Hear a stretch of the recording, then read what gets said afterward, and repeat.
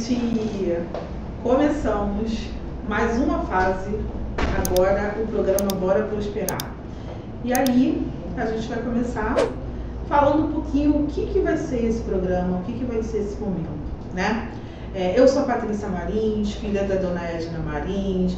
Eu sou uma mulher preta, periférica, que veio de São Gonçalo, um bairro do Jardim Catarina, em São Gonçalo, um bairro que já foi o maior loteamento da América Latina, atualmente é um bairro, mas eu não perco as minhas origens, é um lugar que eu estou sempre.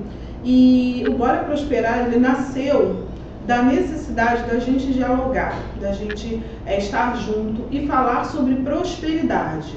A ideia do programa é falar sobre prosperidade. A gente vai conversar sobre histórias de sucesso, a gente vai conversar sobre empreendedorismo, sobre carreira, com certeza sobre finanças, né?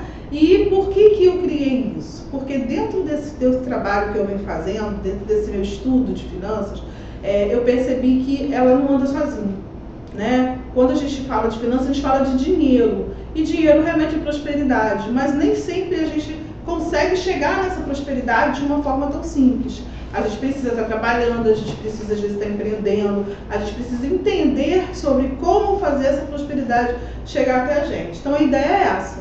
A ideia é trazer conhecimento, é a gente dialogar, interagir, para que a partir daí a gente possa realmente evoluir, né?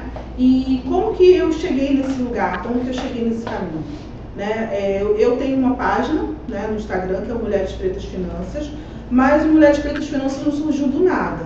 Na verdade, eu sou professora de matemática, né, e física formada, com experiência de 10 anos de sala de aula. E em algum momento da minha vida, eu percebi que eu precisava ganhar mais. Eu falei, vou mudar de profissão. O problema é porque eu sou professora e o professor ganha mal e eu estou ganhando muito mal. E aí mudei de profissão e fiz concurso. E me tornei bancária do Banco do Brasil, passei no concurso. E aí eu falei, pronto, seus problemas acabaram, porque eu estou concursada. Só que aí lê do engano. Minha situação financeira piorou muito, porque eu passei a ter acesso a crédito, acesso a cartão de crédito, acesso a limite. E isso não tem nada a ver com o banco exatamente, e sim com o meu acesso sem conhecimento de educação financeira, né? E aí, durante a pandemia, eu comecei a estudar, comecei a buscar, comecei a procurar e percebi que muitos movimentos que eu fiz na minha vida toda, e não somente naquele momento em que eu me vi endividado, sem dinheiro, eles aconteciam por falta de educação financeira. Eu fui estudar e fui aprender. Mas, quando a gente está falando de mulheres, e especialmente do recorte de mulheres negras, a educação financeira não chega para a gente da mesma forma. Eu sempre falo que a gente carrega um quilombo, né? E aí esse quilombo não é somente um quilombo de pessoas pretas. Um quilombo é a gente estar junto com outras pessoas, junto com a nossa família.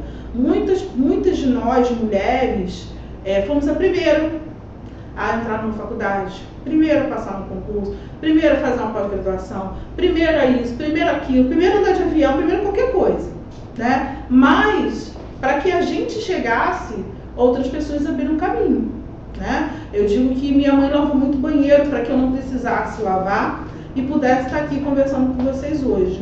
E quando a gente fala de finanças, esse pensamento de que abriu muito caminho, a gente pensa o quê? Eu preciso pagar, eu preciso compensar, eu preciso recompensar quem me ajudou para isso, né? E aí eu faço o quê? Eu começo a ajudar.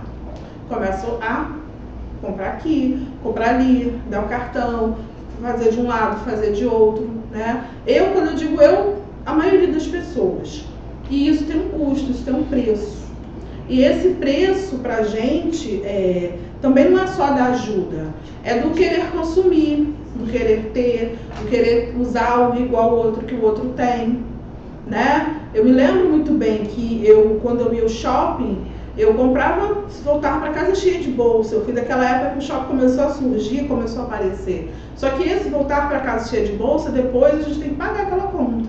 Porque essa conta ela é cobrada. Só que a cobrança, ela é muito grande, ela é muito pesada, né? Então eu percebi que eu já havia passado por esse comportamento antes do meu endividamento no banco. Isso já era uma coisa frequente na minha vida muito antes. E aí eu fui começar a entender, começar a estudar e começar a ver que esses atravessamentos muitas vezes impactavam a minha pessoa muito forte, por eu ser uma mulher negra e querer pertencer, por eu querer estar. E não tem nada de errado em a gente querer pertencer, a gente precisa pertencer. Mas essa aceitação, ela não precisa sempre passar pelo lado financeiro. Ela tem que, muitas vezes, passar por entendimentos e saber qual o momento certo. Né? Qual o momento certo de fazer, qual o momento certo de agir. E aí, a partir daí, eu criei esse projeto Mulheres Pretas Finanças e agora a gente está agregando o Bora Prosperar, que vem para trazer mais conhecimento, para que tenha um alcance muito maior, para que mais pessoas possam entender que falar de finanças é legal, é bom, a gente precisa falar, a gente precisa dialogar com os nossos, a gente precisa conversar com as nossas famílias, com os nossos filhos, com os nossos parceiros, para que essa prosperidade ela seja plena. Né? A gente fala muito de reparação, a gente fala muito de bem viver. E o que é isso? Essa reparação, esse bem viver é exatamente esse ponto de estar prosperando. Né? Muitas vezes a gente pensa assim, quem é rico? Quem é rico é quem tem dinheiro guardado, quem tem posses.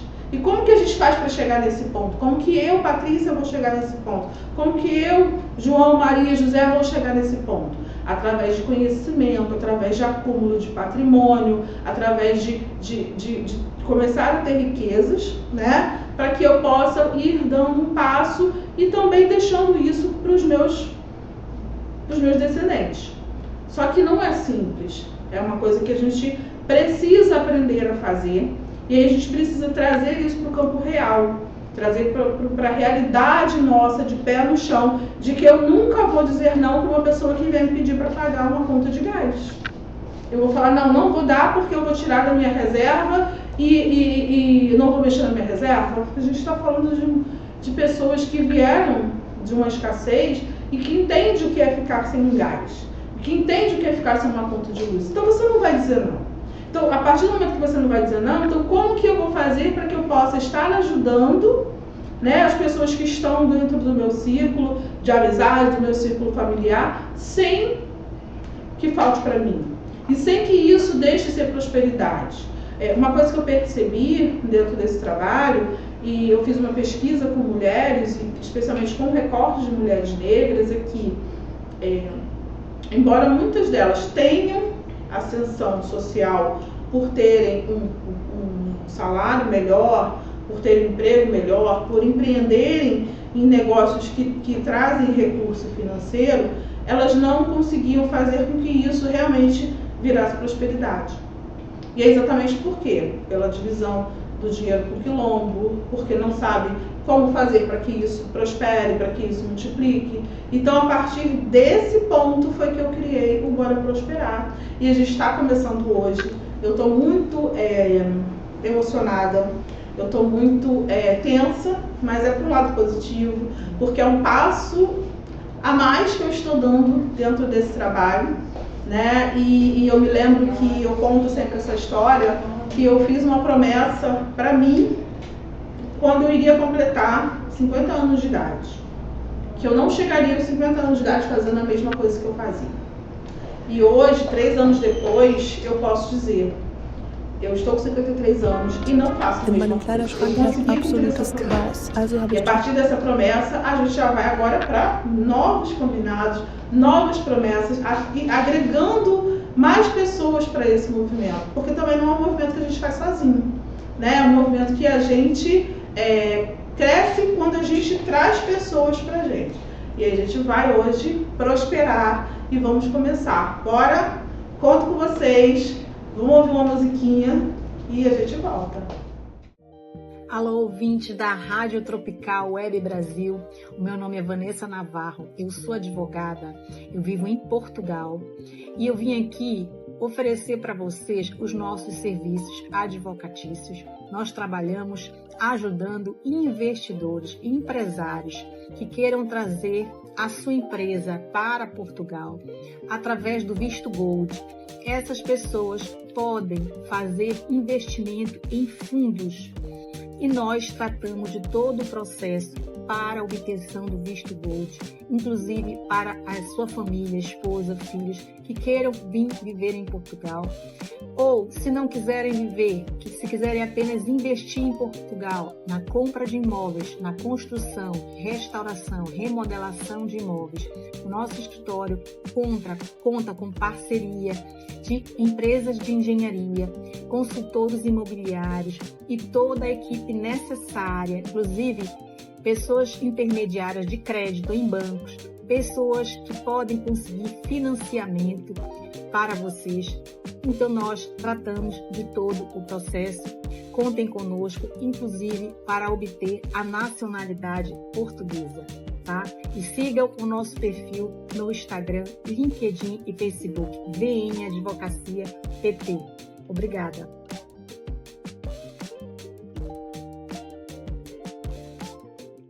E hoje a gente trouxe aqui uma convidada muito especial, Marcele Oliver.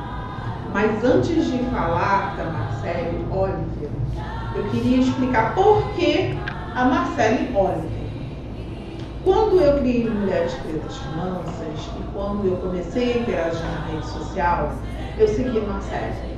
E para mim era muito especial, porque eu via na Marcele uma potência muito grande.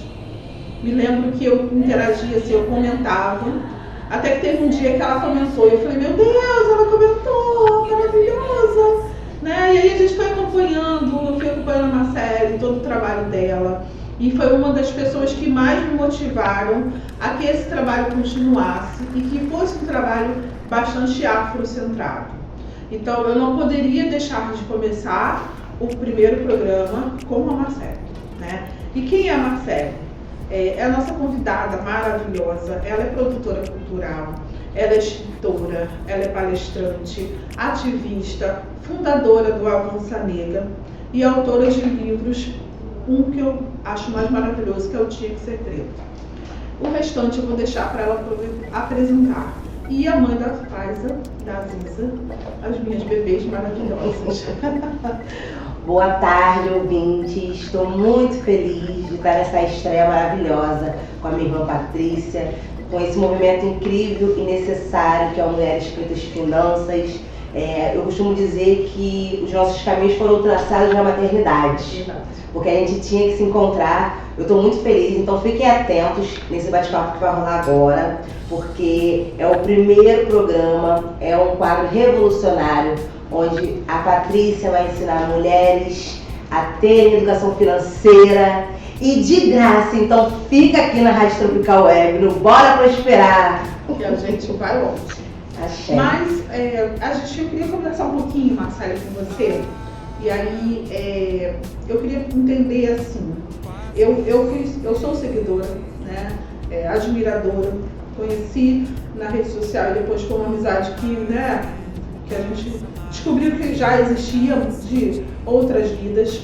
E eu queria entender quando que você percebeu que esse seu trabalho impactava a vida das pessoas. Eu tive essa virada de chave em 2017, porque eu perdi uma amiga, vítima de suicídio, uma mulher negra, e aí eu comecei a pesquisar sobre o índice de suicídio dentro da população preta. E aí, logo em seguida, eu fui convidada num evento da Gabriela Azevedo, que é a idealizadora da dança-terapia, e aí eu falei nesse evento, palestrei lá, uma roda de conversa, e aí eu vi o que a minha voz causou nas pessoas, porque depois que a minha fala findou, muitas pessoas vieram me procurar, falar que gostam muito do que ouviu, que eu tenho um poder de liderança, que a minha voz deveria ser escutada por mais pessoas. E aí veio esse misto de chamado mesmo. Eu costumo dizer que foi chamado porque eu sempre falo, Patrícia, que trabalhar com pauta racial, se você não tiver entregue com o coração, chega uma hora que você vai parar. Como muitos pararam. Se você fizer um balanço, sei lá, de 2016 até 2026, muitos ficaram no caminho e foram trilhando os caminhos, porque eu entendo que é uma pauta sensível, uma pauta que te violenta mentalmente, violenta demais, porque você fica tendo acesso a muitas notícias que a gente não vê. nos jornais em rede nacional e horário nobre, né? Que horário nobre é onde todo brasileiro está assistindo. Então, não é fácil, mas eu sou muito grata pelo caminho que eu construí. Um caminho que eu construí sozinha, porque é um caminho solitário, Patrícia, tá? Trabalhar com questões de raça é um caminho muito solitário, muito dolorido, mas eu entendo que é o meu trabalho e eu sinto que eu nasci para fazer isso. Eu não consigo me ver fazendo outra coisa. Eu faço várias coisas, mas eu não consigo deixar essa pauta de lado, porque é algo que realmente, da mesma forma que às vezes a minha saúde mental fica, né, meio zoada e tal, mas eu sinto que eu ajudo pessoas, né, com conhecimento, eu ajudo pessoas a combater preconceitos de raça, preconceitos de gênero também, que a gente sabe que tem muito, né? Então, essa virada de chave, ela vem nesse lugar que eu te falei, lá para 2017, que aí eu fundo o Avança Negra também, que faz esse acolhimento, mas eu acho que é muito de chamado, sabe? E eu sou feliz com isso tudo, porque eu vejo que hoje eu consigo ter o meu nome sendo reconhecido, ter o meu nome sendo referência para algumas pessoas. E quando a gente fala de referência, todo mundo que você admira, ela é de certa forma uma referência, você é minha referência. Então, quando eu vejo de 2026, aí eu volto a alguns anos, eu vejo o quanto que eu evoluí e trilhei meu próprio caminho de maneira humilde, de maneira verdadeira, né, sem sabotar ninguém, sem fazer coisas que fogem da minha índole para conseguir algo. Então hoje eu acesso espaços, né? Então tudo isso faz parte da minha trajetória e é o que eu sou essa soma de todas as coisas que aconteceram na minha vida para formar essa Marcele que eu sou hoje. Maravilhoso, né, gente? Muito bom ouvir a Marcele, muito reconfortante. E exatamente era isso que eu ia te perguntar, assim, você imaginava, quando você olha para trás, você falou, eu vejo de 2026 para trás, e você imaginava que a sua trajetória ela iria por esse caminho? Assim, em algum momento foi uma coisa que você idealizou e colocou como foco, assim? Conta um pouquinho pra gente. Então, foi um processo bem gradativo, né? Mas eu sempre botei muita fé na minha correria, sabe, Paty?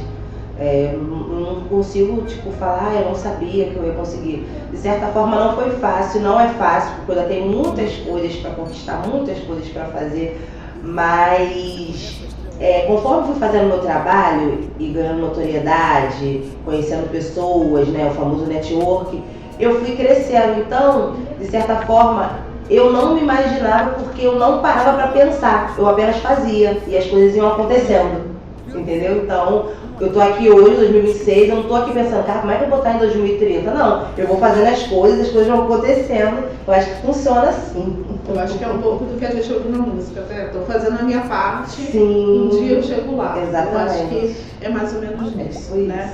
E aí, você falou um pouquinho do Avança Negra. O Avança Negra, que é um projeto maravilhoso, né?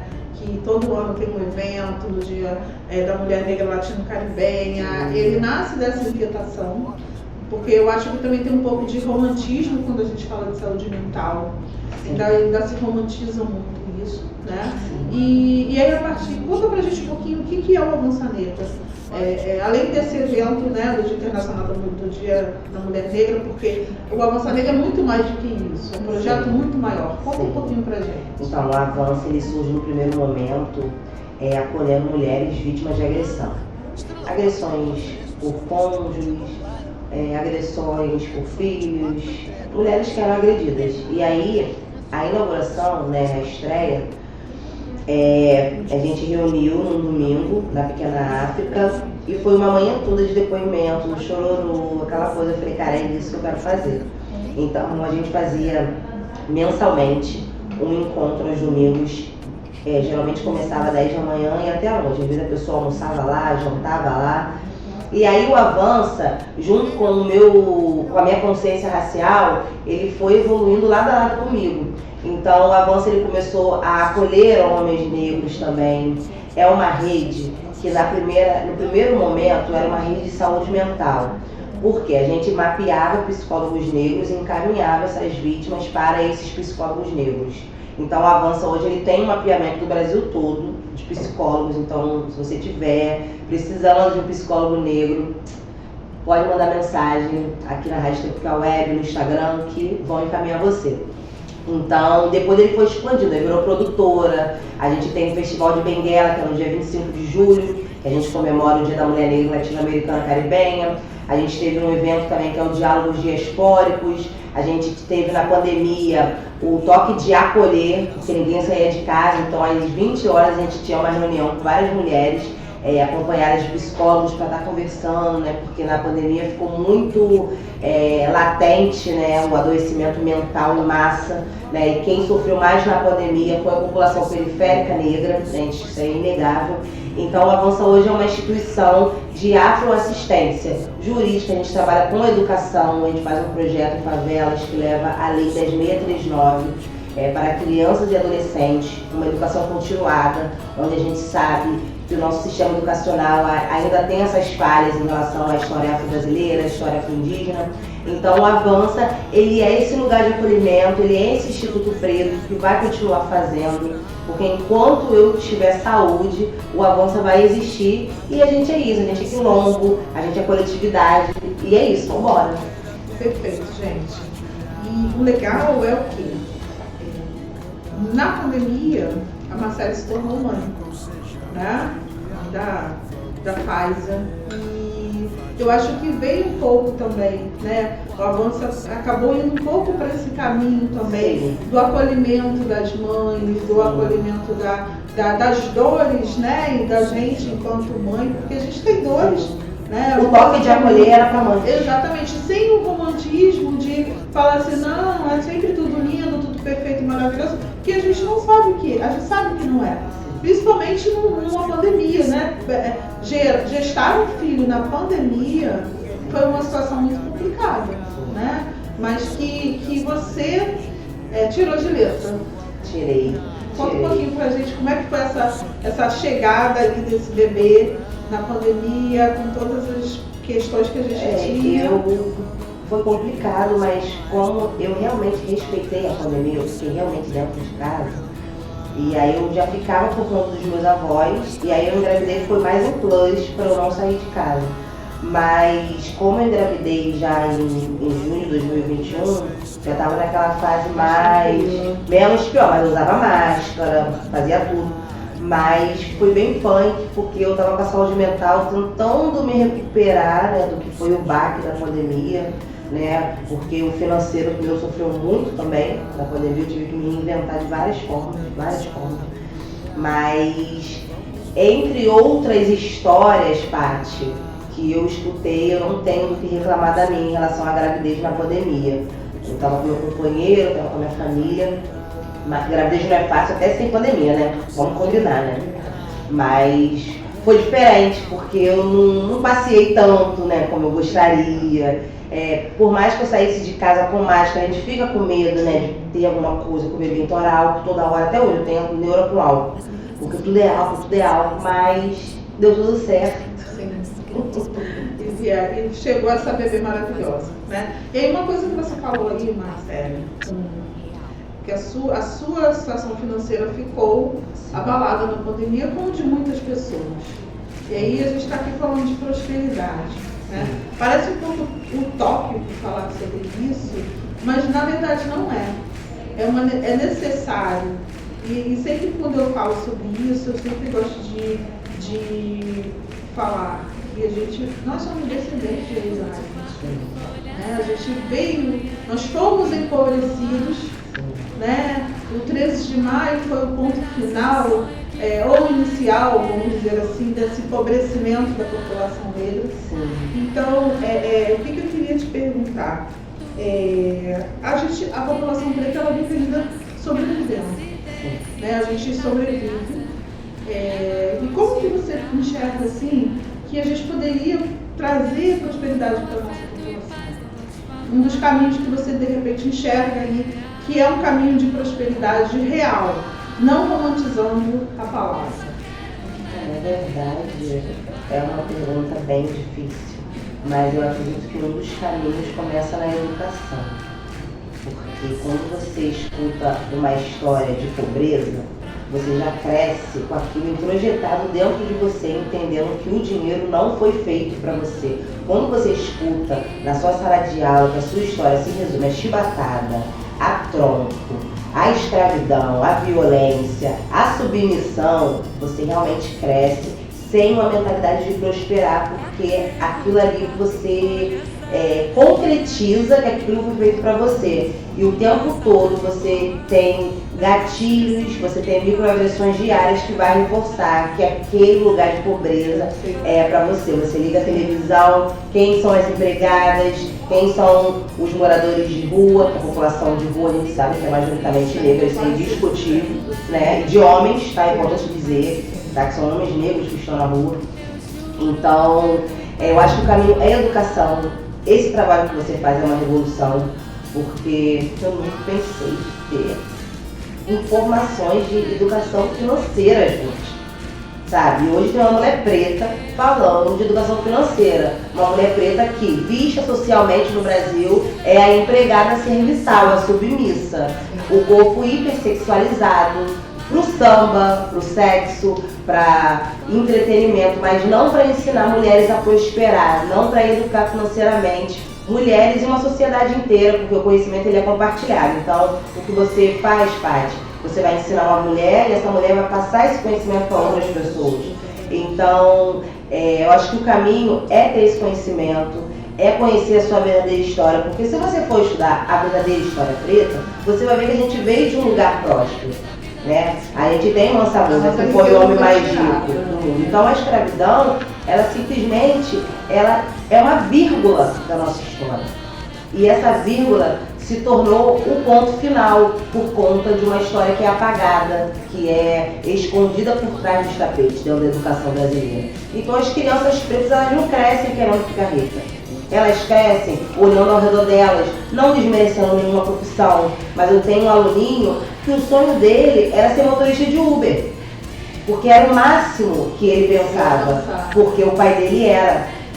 Então não é sobre ter uma profissão, você não precisa ser líder, diretor de uma multinacional, mas a população preta, o racismo podou os sonhos, podou a vontade de dar um passo maior. Então, o Bora Prosperar é justamente para retirar esse pensamento de nós. Entender que o dinheiro é pra gente. Tem uma letra dos Racionais que fala que preto e dinheiro são palavras rivais. Então você vê um rap dos anos 90, como isso era fomentado dentro de uma letra. Sabe? Porque socialmente é isso, preto e dinheiro são palavras rivais porque eles não querem ver pretos ricos. Eles não querem ver pretos ricos. Então, enquanto que a população preta não entender que o problema aqui no Brasil é de raça e não um problema de classe, a gente vai continuar nesse limbo. Então, é importante dizer que a raça ela chega junto, ela chega antes. Então, a população preta, eu tenho fé que vai prosperar, porque se você olhar 30 anos atrás, a gente não tinha patrícias. A gente não tinha mulheres pretas se formando, lideranças. Então, é um passo mais devagar, como a gente sabe que tudo para preto demora mais, né, minha gente? Mas a gente está caminhando. O importante é não parar, porque o show tem que continuar. Perfeito, Marcele. Eu acho que você fez uma colocação aí que é muito legal. Tudo começa com a educação, né? Se a gente está aqui hoje é porque a gente trilhou esse caminho de educação, né? Da escola pública, da universidade pública, e que nos trouxe até aqui. Isso, hoje em dia, isso é muito mal falado, né? A gente sabe que a escola pública ela tem as suas demandas, tem as suas questões, mas eu vim de uma escola pública. Toda a minha formação foi de uma escola pública. E essa educação que nos foi dada foi que a gente conseguiu ir caminhando, né? E aí quando a gente fala de educação, aí a gente tem um gargalo que a gente vai falar de mães, né? Porque as mães elas são sobrecarregadas. E aí falar de finanças, como é que eu vou falar de finanças se eu preciso comprar leite? Como é que eu vou falar de finanças, prosperidade, se eu preciso falar de não tenho dinheiro da passagem para trabalhar no dia seguinte? Eu acho que quando a gente fala de educação, a gente fala também de criar caminhos para que essas mães saiam dessa sobrecarga, né? E aí o seu trabalho do Avança Negra, ele conversa muito com isso, porque fala de saúde mental, mas também falar de saúde mental sem dinheiro não dá. Não adianta. Porque você vai sentar na terapia, você vai falar, você vai conversar, mas você, às vezes, as suas demandas não vão ser resolvidas ali, naquele momento de interação.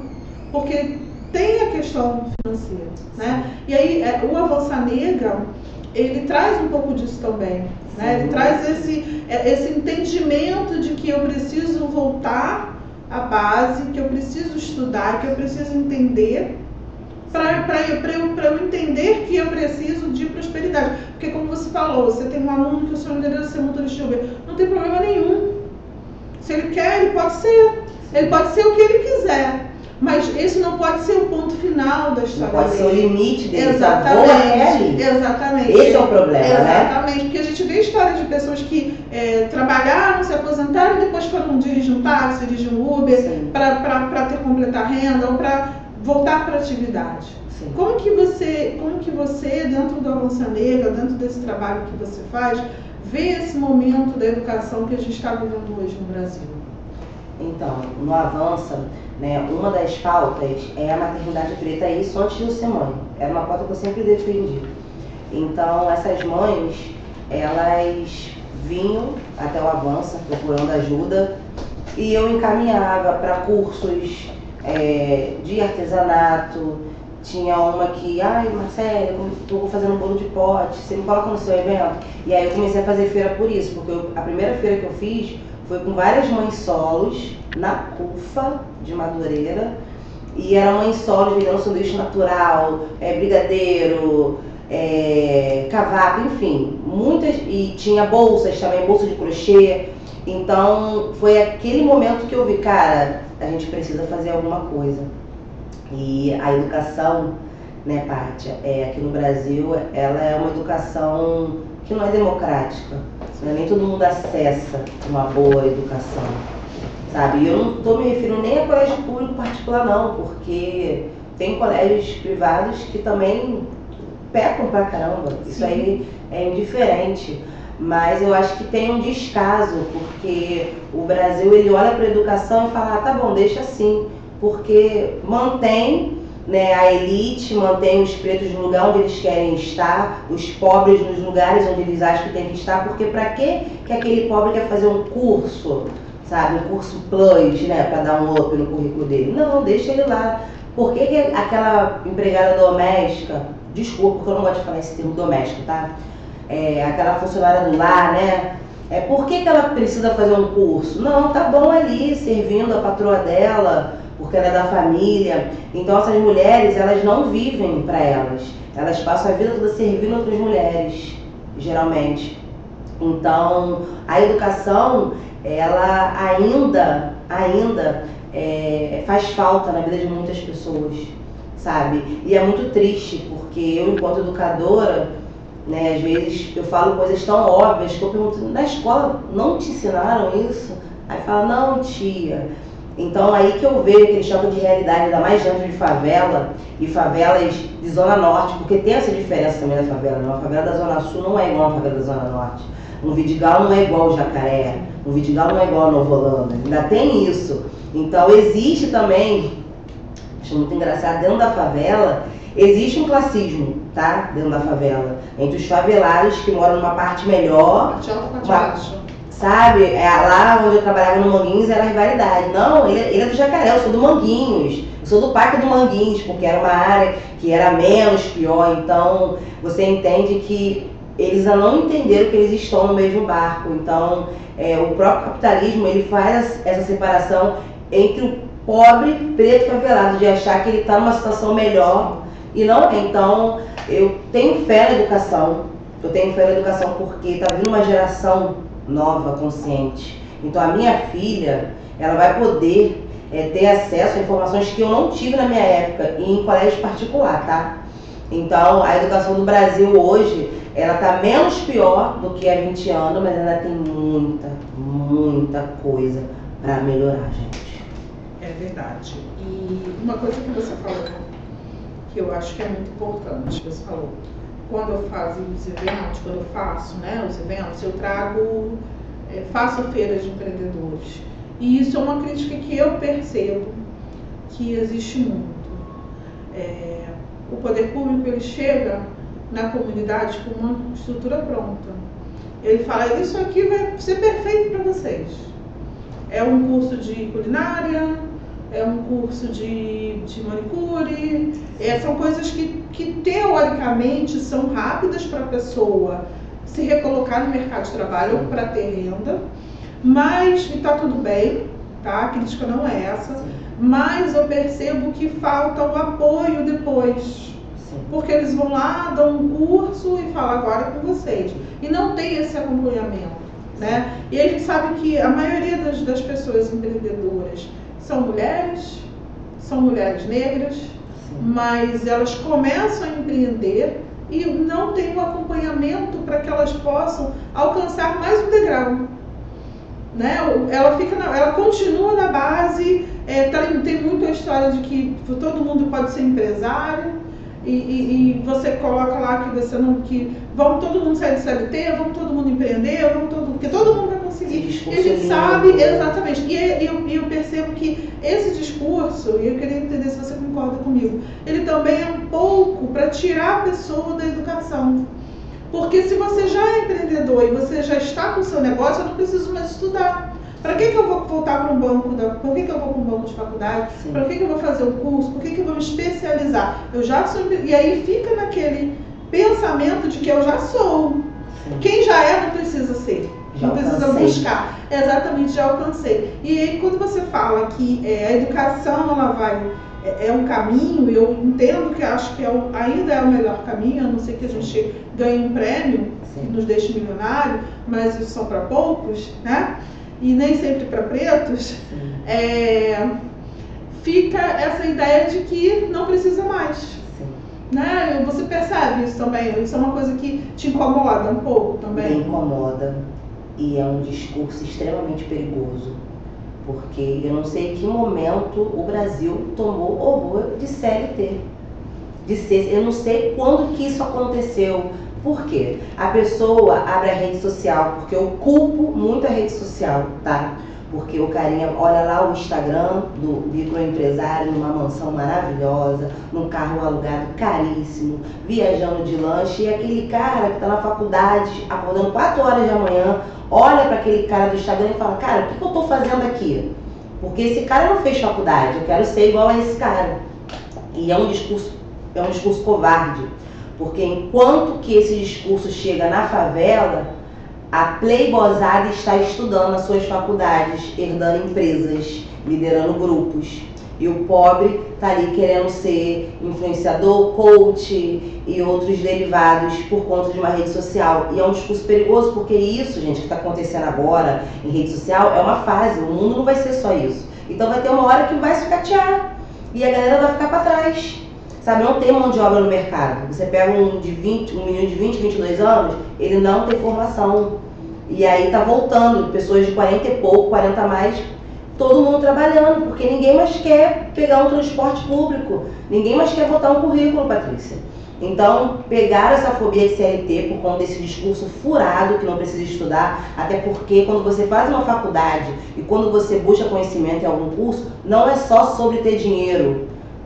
Ter conhecimento faz você ser uma pessoa melhor, faz você dialogar melhor, você saber das coisas, você estudar, você querer conhecer coisas por curiosidade, sabe? Você ter aquela vontade de saber mais sobre algo. Então não é sobre dinheiro somente.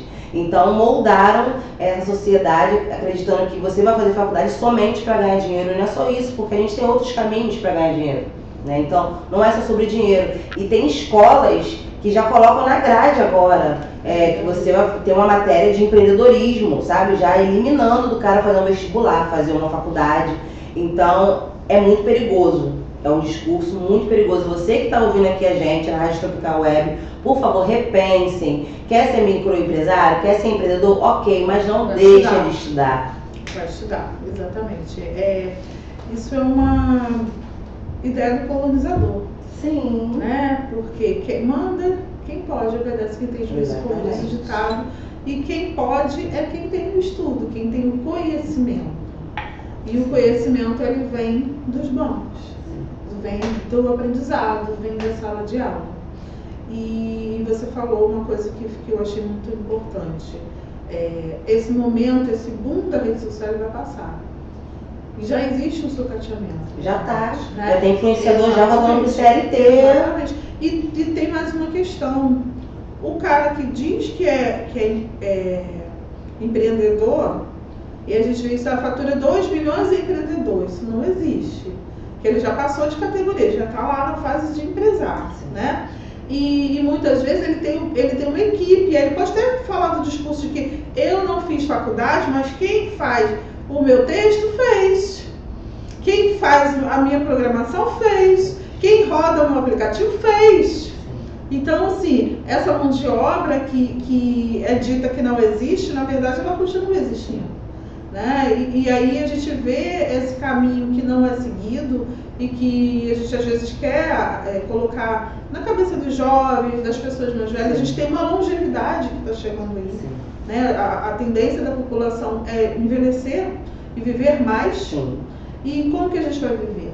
Né? Porque também ser CLT de salário mínimo é precário. Sim. Então eu preciso ser CLT, mas eu preciso ser CLT com mais formação. Sim. E a gente já viu também nas pesquisas um achatamento do salário das pessoas que têm nível superior. Porque hoje o nível superior é o antigo ensino médio. Sim. Né? Então a gente precisa caminhar. E aí, dando continuidade aqui, sim, eu queria que você falasse um pouquinho sobre esse evento do Avança Negra, que é um evento, acho que é um dos mais importantes, que acontece no dia 25 de julho todo sim, ano, e que eu tenho prazer de estar lá junto, de cooperar, de participar, mas que é um momento da Marcele.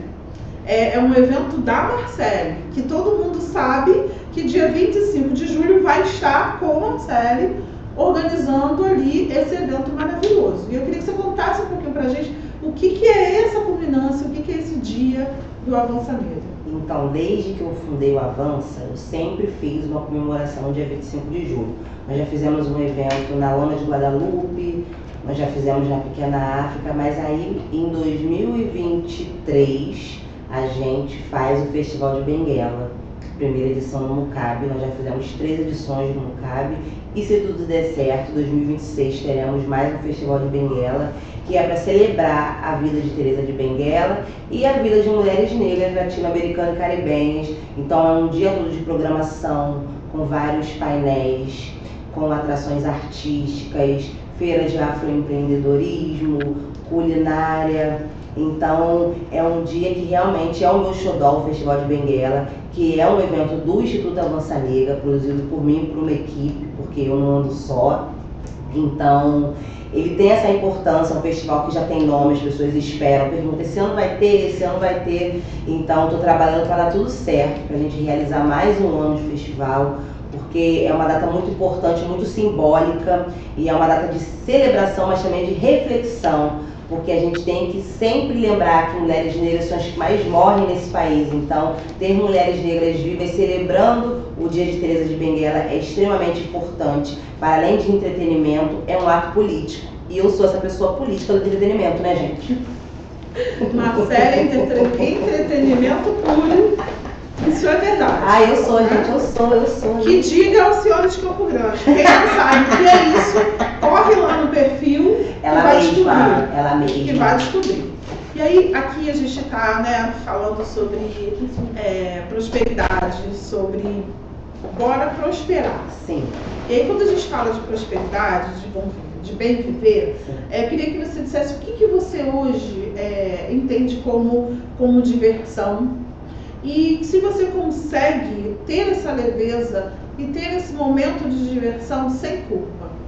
E eu estou perguntando isso para você porque eu, enquanto educadora financeira, uma das coisas que eu percebo que muitas pessoas se privam de fazer, de se divertir, porque se sentem culpadas, porque não conseguem estar trazendo os seus entes queridos juntos. E aí eu queria que você falasse um pouquinho como é que é esse momento de diversão para você e se ele é um momento que ele vem aí sem culpa. Zero culpa, gente. Zero culpa. Se você que está ouvindo a gente se sente culpado, tira essa culpa de você agora. Porque eu acho que a gente merece nos celebrar. Nós merecemos nos divertir. A gente trabalha, nós temos os nossos problemas, às vezes psicológicos, problemas financeiros, mas a gente não pode se privar de ser feliz, independentemente do mundo que a gente vive. Sabe? A gente sabe que não tá fácil viver. Eu sou carioca, né? Então a gente anda às vezes até com medo, apreensivo, mas a gente não pode abrir mão do nosso lazer, porque a gente trabalha, né? Como eu falei anteriormente, a gente tem família, a gente tem amigos e, cara, é o mínimo, principalmente para nós não ricos, né? Um pequeno momento de lazer, gente, faz toda a diferença. Então não se prive, tá com pouco dinheiro, dá um jeito, faz um piquenique em casa, faz uma festa em casa, pega o cartão de crédito emprestado de alguém. Não pode. Mas você vai pagar direitinho? Não. Gente, eu falei errado, Patrícia, tá brigando comigo ao vivo. Porque eu tô falando por mim, porque eu pegaria. Então, gente, vamos lá, vamos voltar à fita. Não pega mais cartão, tá, gente? Se você tá pegando, devolve. Tá bom, Paty? Assim? Tá devolve. Mas agora, falando sério, sem brincadeira, não se privem. Não prive o seu lazer, porque às vezes 2 horinhas de lazer no seu dia, no final de semana, já vai mudar a tua energia. Então, essa é a minha dica. Sem cartão de crédito, tá, gente? Dos outros, faz o teu, tá? Se eduque. Né? E é isso, ouça mais Paty também, aqui na Rádio Tropical Web. E é isso, Paty, vambora. Não, brincadeiras à parte, a gente pode ter uma reserva de felicidade. Sim. A gente pode ter assim, a gente quer ter um momento de felicidade, a gente pode pensar, eu vou fazer uma reserva e essa minha reserva é da diversão. Eu aprendi com você, tá? Fazer reserva. Exatamente. É da felicidade e tá tudo bem. Porque aquele momento que você falou no começo, sem culpa. E a culpa, se você já pega o cartão, já começa a culpa. Porque já vai ficar gritando no seu ouvido, eu faturo mês que vem, eu faturo mês que vem. Se você tem uma reserva, vai usar a reserva. Sim. Né? Eu não gosto de falar, muitos gurus financeiros falam, reserva de emergência. Sim. E aí a pessoa fica na cabeça assim, vai ter uma emergência, vai ter uma emergência, vai ter uma emergência. Não posso usar porque vai ter uma emergência. Graças a Deus, a nossa vida não é uma emergência 24 horas. Verdade. Então eu gosto de dizer que é uma reserva, que pode ser para uma oportunidade, que é essa, né, do seu momento de diversão, do seu momento de curtir com a sua família, sim, de aproveitar. E que pode ser no cartão de crédito, sim. Sim. Porque você também pode fazer no cartão por outros motivos, mas sabendo que você tem o dinheiro para pagar aquela fatura no mês seguinte. Só não pode ser assim, depois eu resolvo. Não. Porque o depois eu resolvo é que é o problema, né? Sim. E aí, vamos lá, Marcelo.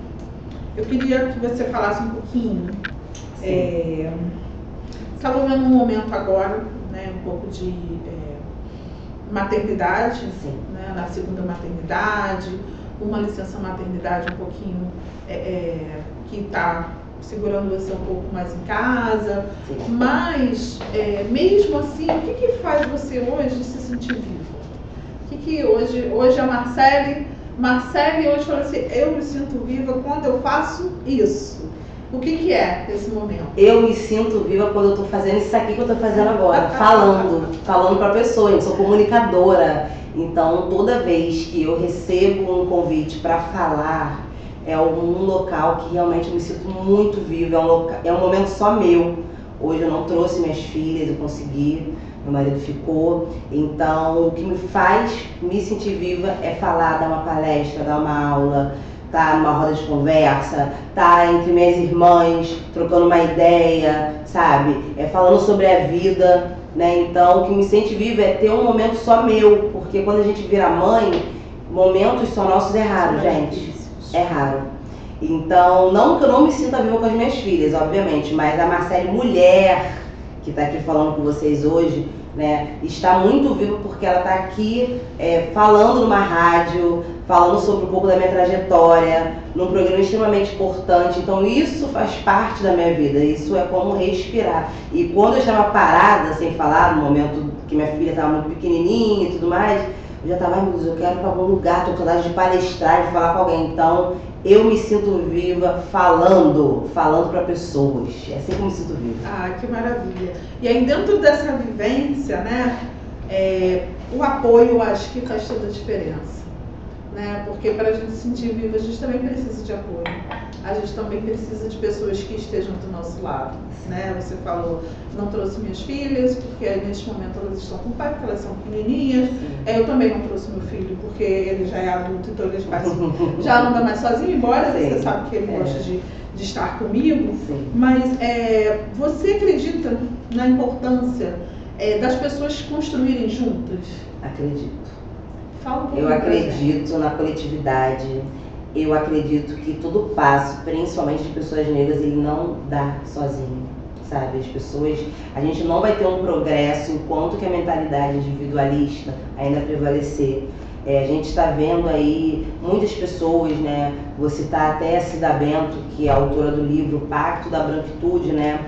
E ela fala dessa branquitude elitista que continua no topo do Brasil. Só que a gente também precisa falar, Patrícia, sobre pessoas que estão nesses grupos, né, pessoas negras, que infelizmente contribuem também para manter essa elite branca, tá, no Brasil, porque não apoia o seu trabalho, não indica o seu trabalho, sabota o seu projeto, plagia o projeto do outro. Tudo isso estou falando entre pessoas pretas, tá? Coisas que acontecem.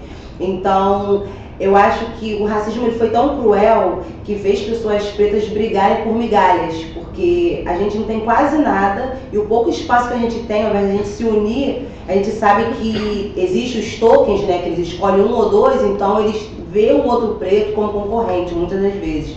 Coisas que não acontecem comigo, com você, porque a apresentadora desse programa, gente, é a pessoa que mais me levanta, e não a faz só comigo, tá? Ela faz com todo mundo ao redor dela. Então a Patrícia é um grande exemplo de pensamento coletivo, porque ela não faz nada sozinha, assim como eu. Acho que é isso que a gente se identifica tanto. Eu não me vejo num lugar de ascensão sozinha, sabe? Eu acho que tudo que eu sou hoje, eu não me tornei isso sozinha, sabe? Tiveram muitas pessoas por trás de mim, sabe? Me empurrando, me incentivando, me indicando para trabalho.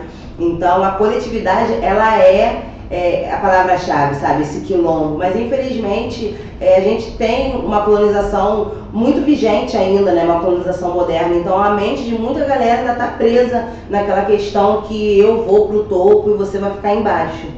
E eu não acredito nisso, mas infelizmente eu não sou a maioria. Então enquanto que eu não for a maioria, a gente vai continuar nesse ciclo que vocês que estão ouvindo conhecem bem, né? Não preciso nem explicar. Então, gente, na verdade, a Marcele é uma das pessoas que mais me incentivou a dar continuidade a esse trabalho e a fazer esse trabalho. E aí, no próximo bloco, a gente vai ouvir uma música agora e a gente vai falar um pouquinho sobre esse momento de incentivar e de motivar as pessoas. Bota a música, DJ. Olá, eu sou a Carla Cis.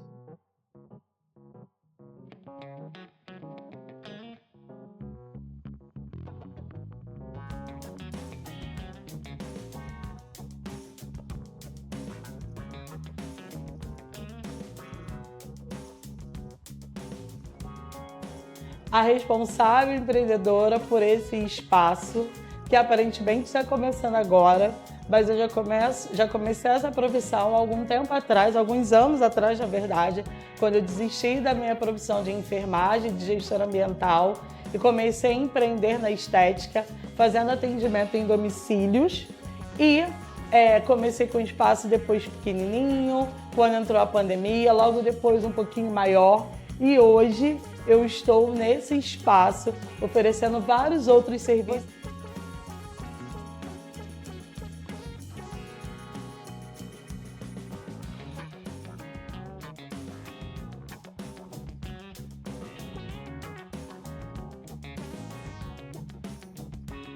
Você chegando aqui vai encontrar New Design para fazer as suas unhas, pé e mão. Aqui também vai ter o serviço de depilação. Alguns dias com a parceria com a Rosângela, outros dias vocês vão estar comigo também para essa depilação. E você vai estar comigo para fazer o seu tratamento corporal e facial. Então sejam bem-vindos ao Estúdio Estética Carla Cis.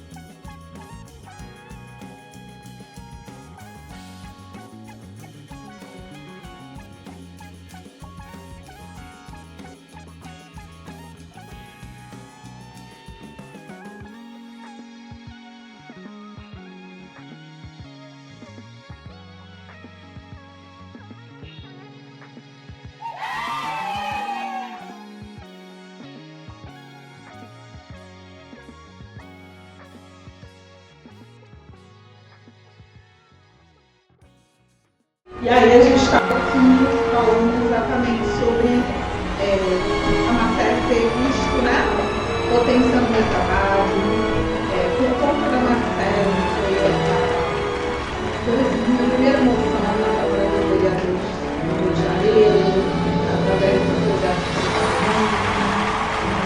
muito importante na minha jornada, na minha trajetória, e principalmente não foi o título, mas eu acho que foi a validação do meu trabalho, né, de entender que o meu trabalho estava sendo validado e enxergado.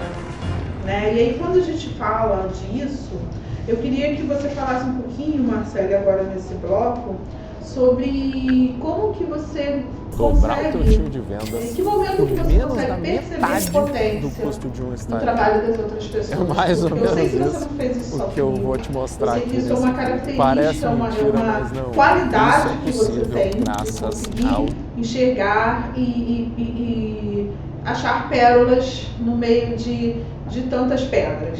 Né? Eu queria fala um pouquinho pra gente sobre esse momento, esse trabalho. Eu tenho um olhar bem sensível para o trabalho de todo mundo, porque infelizmente, né, a gente falou até anteriormente, é um ciclo muito fechado para pessoas que exercem um trabalho de excelência chegarem no nível de reconhecimento, de notoriedade. Então eu faço de tudo para incluir essas pessoas que fazem um trabalho incrível, mas que não são reconhecidas. E o protagonismo ele foi isso, sabe? Porque eu sou bastante saturada, né, de ver sempre os mesmos grupos de pessoas negras em espaços de poder, em espaços de premiações, em espaços de homenagem. É um ciclo muito fechado. Então o protagonismo, a primeira coisa que eu pensei foi de estar trazendo pessoas que exercem um trabalho incrível como você e outras pessoas para estar dando não só aquela emoção, mas aquele abraço de reconhecimento. E a autoestima é muito sensível, né, a questão da autoestima preta, porque muitas pessoas que eu convidei para receber a moção, a maioria falava, mas por que eu? O que eu faço de tão importante? Então as próprias pessoas, elas têm não só síndrome do impostor, mas não tem a autoestima dentro do trabalho, de achar que aquela coisa que ela faz é irrelevante, sabe? As pessoas, talvez por conta dessa falta de reconhecimento do outro, acabam acreditando que o que ela faz é insignificante. E não é, porque eu me coloco muito nesse lugar também. Então, eu olho sim, eu acompanho, meu Instagram tem muitas pessoas de diversas áreas e eu vejo que tem pessoas que estão no corre há anos e que estão ali lutando e que não chega, sabe? Não chega, porque parece que quando você dá um passo, vem um bloco na sua frente. E se eu pudesse, eu tirava esse bloco para vários irmãos e irmãs. Então, sempre que eu tenho uma oportunidade de estar puxando, de estar mostrando, de estar dando essa relevância, esse holofote para essas pessoas que fazem um trabalho sincero, um trabalho orgânico mesmo, principalmente dentro da pauta racial, mas fora também. E sendo uma pessoa negra, que a gente sabe que é mais difícil, né, ter esse reconhecimento, que a gente tem esse grupo, né, como eu falei anteriormente, aquela bolha mesmo, de ser sempre os mesmos. Então eu sempre tento furar a bolha, tanto que quando eu recebi o prêmio Butu 2024, no meu discurso eu falei, eu tô aqui hoje representando muitas pessoas que têm trabalhos incríveis e que são invisibilizadas. Então hoje, com um pouco da minha visibilidade, eu tento dar visibilidade para outras pessoas também. Quem segue meu Instagram, que é o Planeta Oliver, sabe que eu estou sempre fazendo campanhas, indicando perfis, porque eu acho que isso é muito importante dentro do meu pensamento de coletividade. E o que eu puder fazer, eu faço. E eu acho que ainda falta muitas pessoas entenderem que o crescimento ele é coletivo, né? E aí dentro desse pensamento o que você acha que falta para as pessoas compreenderem? E quando a gente está falando de pessoas em geral, a compreensão de que o crescimento e que a prosperidade ela é coletiva, ela não é individual. A prosperidade que você diz agora com recorte de raça, ou não? Também, eu acho que a prosperidade financeira, a prosperidade enquanto pessoa, o crescimento da pessoa, ele passa pelo coletivo, ele não é individual. Desde quando a gente nasce, a gente já está no coletivo. Sim. O nosso primeiro coletivo é a nossa família, aquele momento ali mãe-filho, mãe-filho e outras pessoas que já existem naquele meio, mas ele é coletivo e aí conforme as pessoas vão evoluindo, teoricamente, elas vão se afastando desse coletivo, né? Não que em alguns momentos ela é individual, mas uma conquista, quando eu passo num concurso, essa conquista ela não é individual, ela é coletiva. Mesmo que tenha sido uma única pessoa que sentou para fazer a prova. Quando você recebeu o prêmio Ubuntu, você falou, esse prêmio ele não é meu, esse prêmio ele é do coletivo. E aí, o que você acha que falta para as pessoas entenderem isso? Eu acredito, Patrícia, que esse pensamento coletivo, ele caminha lado a lado com a questão de consciência racial, sabe? De ter um letramento. Porque a pessoa, o corpo que não é racializado, né, que é o corpo branco, o corpo não negro, ele não tá nem aí se tá junto, se tá separado, porque para ele tá tudo dando certo. Você tá entendendo? Então nós aqui, pessoas negras afro-brasileiras, que a gente tem um número muito pequeno ainda de pessoas conscientes racialmente, que tem essa mentalidade de aquilombamento, de coletividade, de umbuto, de estar puxando o outro para cima, ainda é um grupo muito pequeno, porque foi o que eu falei, as pessoas, a gente tem tanto pouco espaço em lideranças, a gente tem tanto pouco espaço em grandes empresas, que a gente não pensa em chamar mais gente porque acha que vai perder aquele espaço, porque é tão pouco. E aí começa a ter aquele pensamento individual mesmo, sabe? E é um pensamento causado pela colonização, sabe? Pelo racismo. Então, se a gente for parar para pegar a raiz do problema, né, aquele preto único que se levantou, que esqueceu da família, que esqueceu da favela, que esqueceu... Cara, ele tomou aversão àquilo, porque o cara passou fome, o cara, às vezes, foi criado pela mãe sozinho e tudo mais. Então, ele chega naquele lugar de conforto, ele não quer sair dali. Às vezes, aquelas pessoas da época dele de pobreza remetem a isso e ele tem a aversão. Sim. Ele olha aquele lugar e ele lembra da pobreza. Ele olha aquele amigo e ele lembra da pobreza. Então, são muitos caminhos, muitos vieses para te responder agora, Patrícia. Mas eu acho que um desses caminhos é esse pensamento mesmo individualista, porque o espaço está pouco, tem muita disputa e nem todo mundo vai querer ficar numa disputa e ele podendo ganhar sozinho aquele prêmio.